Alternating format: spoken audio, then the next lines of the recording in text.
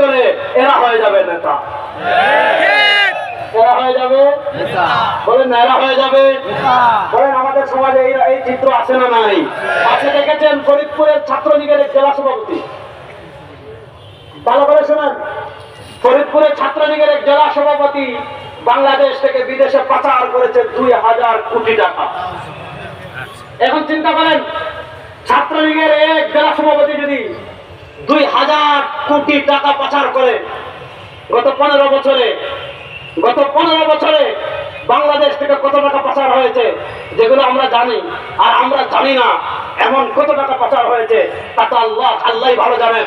আমার শেষ কথা হলো এটা, যদি ভাগ্যের পরিবর্তন করতে চান শুধু নেতার পরিবর্তন করতে হবে না, নীতির পরিবর্তন করতে হবে।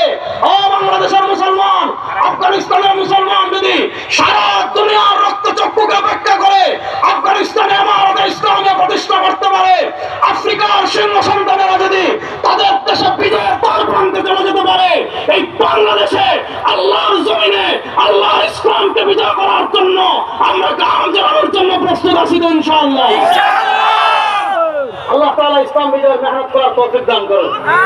শুনেন, সময় এখন আমাদের। আমি সব জায়গায় বলেছি, কয়েক মাস আগে বরিশাল এসে বলে গিয়েছিলাম যে 1947 বাংলাদেশে একবার ইসলামকে বিজয় করার সুযোগ এসেছিল। 2024-এর জুলাই আগস্টের গণ অভ্যুত্থানের পর এই অভ্যুত্থানে আমাদের কি অবদান ছিল, আমাদের ইসলামী সংগঠনের কি অবদান ছিল, আমাদের আলেমদের কি অবদান ছিল।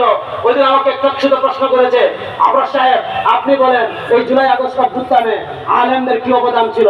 আমি বললাম, আপনি যে প্রশ্ন করেছেন এটার উত্তর হলো, কেউ যদি সূর্য দেখে বলে সূর্য যে আলো দেয় এটার দলিল কি, ওইটা যেমন আহম্মদ, আপনি যে প্রশ্ন করেছেন আপনি তার চার বড় আহম্মদ।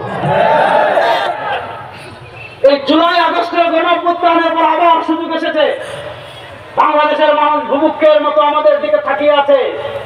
বাংলাদেশের মানুষ নেতৃত্বের পরিবর্তন অনেকবার দেখেছে, চেয়ারের পরিবর্তন অনেকবার দেখেছে, ক্ষমতার পারাবাদন অনেকবার দেখেছে, রক্ত অনেকবার দিয়েছে, জীবন অনেকবার দিয়েছে, শহীদ অনেকবার হয়েছে, কিন্তু দেশের মজলুম মানুষের ভাগ্যের পরিবর্তন হয় নাই।